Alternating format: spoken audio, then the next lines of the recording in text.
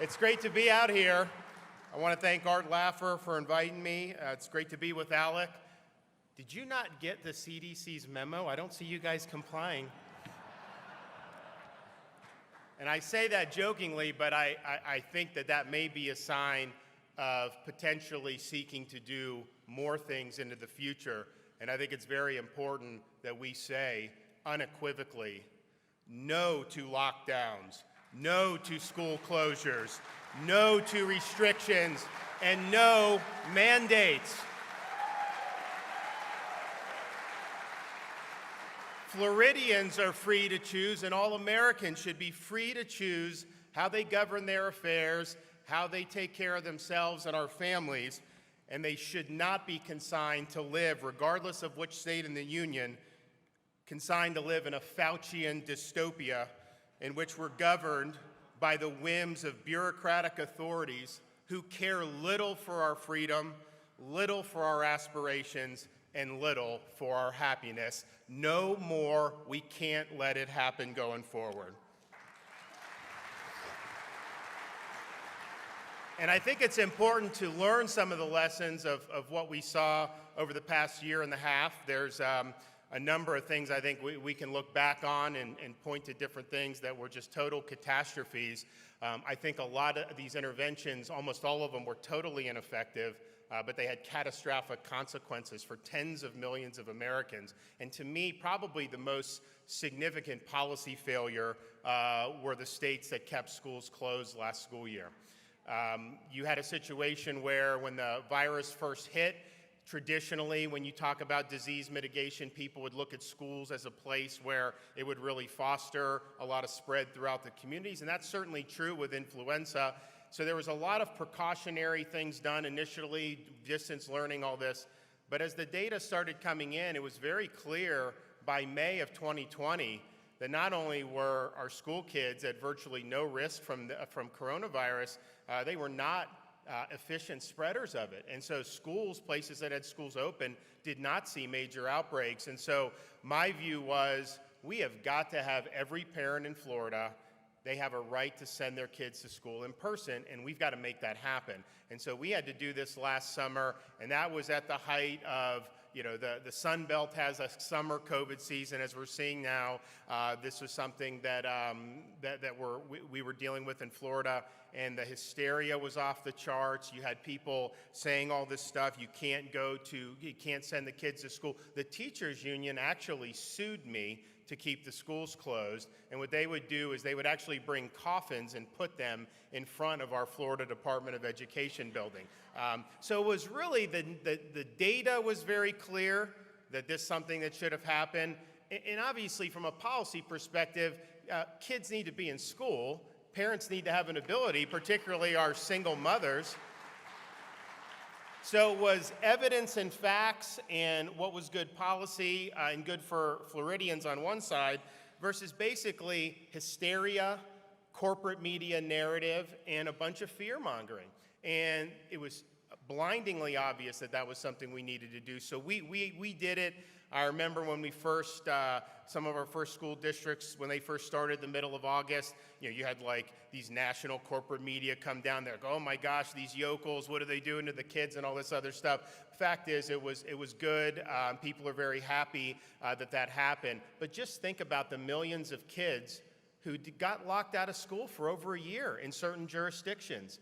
So it seems to be like if you have certain God-given rights in the United States, but I guess the right to better yourself through education, if you happen to live in a real deep blue enclave controlled by the teachers union, that's just not something that you have opportunities to do, and we saw that. And I think those lockdowns of the kids and the closures for a year and a half, I think those are going to have consequences, not just months, years, but I think decades from now, you'll be able to trace back problems that emanated because kids totally fell off the radar and fell off the map. And so all it took was leadership. All it took was an ability to kind of go into the fray and fight back on behalf of students and families in Florida. And it was obviously the right thing to do. Fast forward now, and so in Florida, we never imposed mitigation.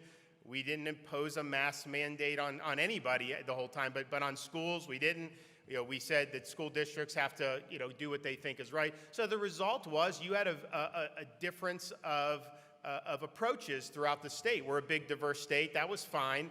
And I can tell you, regardless of the approach, for those school districts that did not have masks, or private schools or charter schools that didn't have masks, there was no statistically significant difference in the outcome versus the ones that did more intensive mitigation and made the kids wear masks. And so here we are now, and the CDC is saying every single person in a school needs to wear a mask all day, even if you're vaccinated, even if you've recovered from COVID, which, by the way, you are immune if you've recovered from COVID. CDC doesn't admit that, but it's true.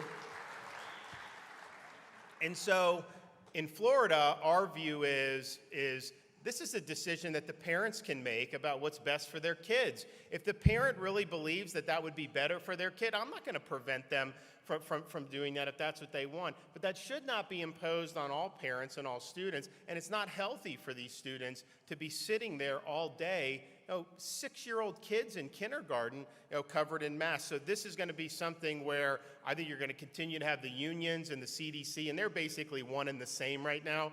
They work in tandem, and they're going to be trying to do this. And I fear that they're trying to set up additional school closures because as the season changes, you'll start to see more, quote, COVID cases in northern places and areas where they have more of a foothold. And I think they're setting the stage to deny even more kids in education. So we can't let that happen. Now in Florida, we have robust school choice, so we didn't let that happen. But if it had happened, people would have been able to go elsewhere. And I think you're going to see more and more of that throughout the United States. We are going to probably have, by the time I'm up for re-election, we'll probably have between 200,000 and 250,000 students on various types of private school choice. We have a tax credit scholarship for low-income families. 100,000. I created a new scholarship with the help of Danny in the legislature. So we have a family empowerment scholarship now, which is likely going to probably hit 100,000 kids in a couple years. And then we've got scholarships for kids with special needs. And so you have a lot of folks, a lot of kids who have that. So we have huge amount of folks, and that doesn't even count all the public charter schools we have. We have hundreds of thousands of kids on charter schools. And if you look at a place like where Danny's from, Miami-Dade County, they're the highest performing urban school district in the country, and 70% of the students in Miami-Dade County do not go to their neighborhood school that they're, quote, zoned for. They either go on private scholarship somewhere, public charter somewhere, and then school choice within the school district as well. And I think the result has been students are in the best environment for them, and the performance speaks for itself. They're number one in the country, so we're proud of them for that. So over the last year, Florida chose freedom over Fauciism. We continue to do that. That means having an economy that's open, protecting people's right to earn a living, making sure that people's livelihoods are intact. We were projected to be an economic basket case when COVID first hit because people said, look, no one's going to go, tourism's going to dry up, you're going to have all these problems, whatever. And, I was resolved to make sure that while all these other states just continued to beat people down, lock them down, we would be lifting people up. And so we steadily got people to work. We got the economy going. And as we got into the summer of last year, you started to see it really pick up. And then pretty soon, Florida became the respite for people. Yeah, you have people moving down here, but it's not always easy to just move your whole life. But if people needed to escape lockdowns, they came and stayed in Florida for 2 or 3 weeks, and that just became the norm, and I'd run into people all the time doing that. So the result was our unemployment rate throughout the balance of the pandemic was significantly less than the national average, and almost half of what it was in some of the big-time lockdown states like California and New York and some of those. And that means huge for these families and for their livelihoods, and yes, for their health as well, because people are destitute, they lose their job, their health sinks too. So it's not just dollars and cents, it's about physical, mental health, and it's about the pursuit of happiness. So we're glad just this last month we added 70,000 additional private sector jobs, partially because we removed the additional unemployment payment and incentivized people to get back to work. I had 500,000 jobs open sitting there. And so we're going to continue to build off our success on the economy. We're not missing a beat. And our budget was projected to be a total disaster because, again, you're not having people come. We're sales tax driven. It's not like California where the tech companies pay all the tax. Like we do a lot of people based on tourism and whatnot. And so we were projected with a major hole. I vetoed $1 billion out of the budget, which was the most vetoes in the history of Florida to do that. So then we were in a situation where we had stabilized that, but then because of the health of the economy, we're bringing in more revenue, even with the lowest per capita tax burden in the country, because of the underlying incentives that we created for job growth, business, and all that. And so we got to the point where during the most recent legislative session, before the legislature did the budget, they did the estimate for the rest of the fiscal year, April, May, June, which is the rest of our fiscal year. And this is real-time estimate, and yet we were coming in $800 million above estimate for April, $500 million above for May, I think $700 million for June. So just in the last 3 months of the fiscal year, we took in $2 billion above estimate, and we have the healthiest reserves that we've ever had as a state. And throughout the entire COVID pandemic, I never touched one penny from the state's rainy day fund, and in fact, we've been able to add to the rainy day fund. So we're well positioned going forward.